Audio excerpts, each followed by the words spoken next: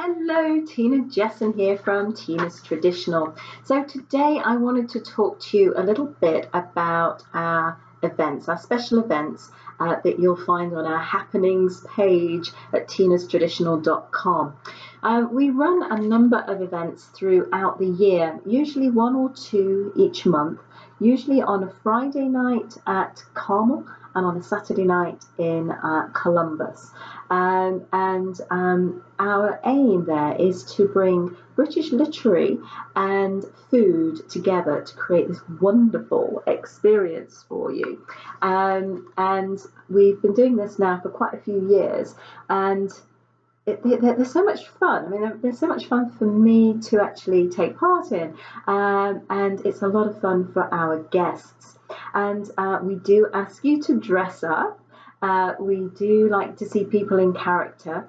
We give door prizes for the best dressed. We also do trivia around the particular topic that we are celebrating for that particular event.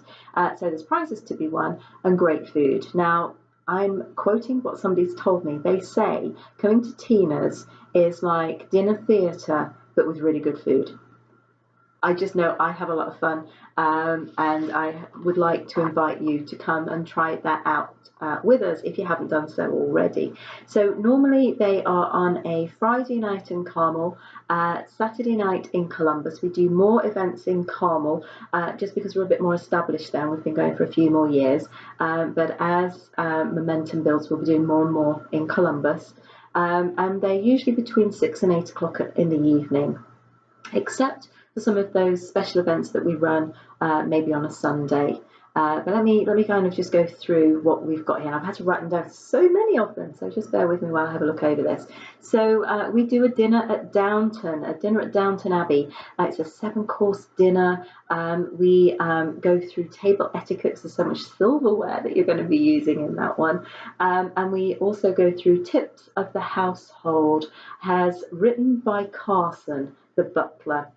So we do have some little quotes that we'll be sharing with you at our dinner at Downton. We do that a couple of times a year. Christmas time, no, Christmas would be complete without Dickens showing up.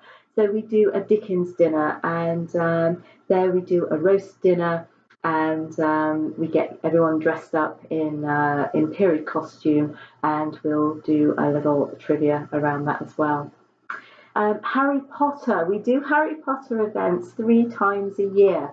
We do one for Harry Potter's birthday called the Harry Potter's Birthday Feast, and that comes in July. And then the next 2 are in October and November, so that we are celebrating Halloween Harry Potter style, and we do that as a buffet. Like I say, 3 times a year on that one, always a sellout. Now, on our website, we do list our events about 3 months out. So when you see it pop up there and it's one you want to really go to, I would suggest you book early. It is a ticketed event. You do pay up front for that. And that's the best way to secure your table space, because these do fill up really quickly. We also do a Sherlock Holmes murder mystery. We do that a couple of times a year as well. We have a really good time with that, a really good meal again. It's usually a roast dinner. We have individuals in the group taking part. It's all good fun, and again we do trivia on that one and door prizes for best dressed.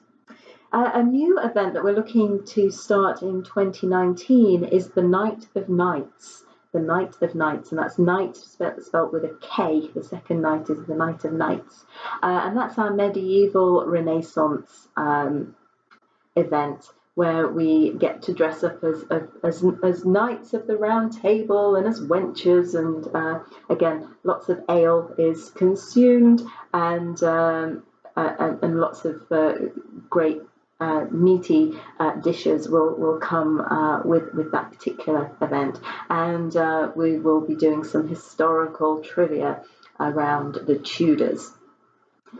Then we have the Hobbit Day Feast. Hobbit Day Feast is in September, and we basically do, gosh, how many? 11 meals in one. So we serve it family style. So we have you all lined up, hopefully in fancy dress. And again, we do a prize for best dressed. And we start with breakfast and second breakfast and 11s and lunch and afternoon tea, of course, and then dinner, and then supper, and then dessert. And it's a huge long table, and I've probably missed a few out there, but it's a really good event if you are a Tolkien fan and love The Hobbit. And again, more trivia, more prizes there. We do a Jane Austen garden party if it's not too hot in the summer, and then we do a dinner with Mr. Darcy around February, because it's all kind of a bit lovey-dovey in February, and dinner with Mr. Darcy. It's just great. And again, trivia and a roast dinner. Then we have our fish and chips night. That comes up once a month as well. We're now doing that inside. So we're doing fish and chips once a month, again on a Friday night at Carmel. We're not doing that at Columbus because we're actually next door to a fish shop in Columbus, so we're not doing it there. Unless, of course, you come back to me and say, Tina, please bring fish and chips to Columbus, and we will consider doing so. But that's why we don't do it at the moment. And then we have some of our Sunday events. So we have partnered with a charitable organisation called Courage and Kindness.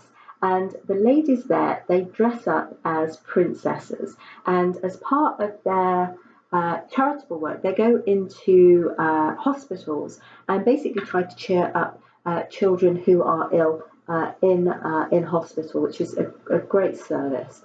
And what we do is we partner with them and we do an Alice in Wonderland afternoon tea event.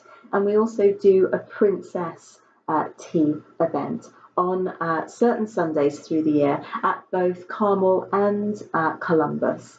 And it's a great way on a Sunday afternoon to get together with your young princesses, your young ladies, and meet real life princesses. I mean, they are just amazing.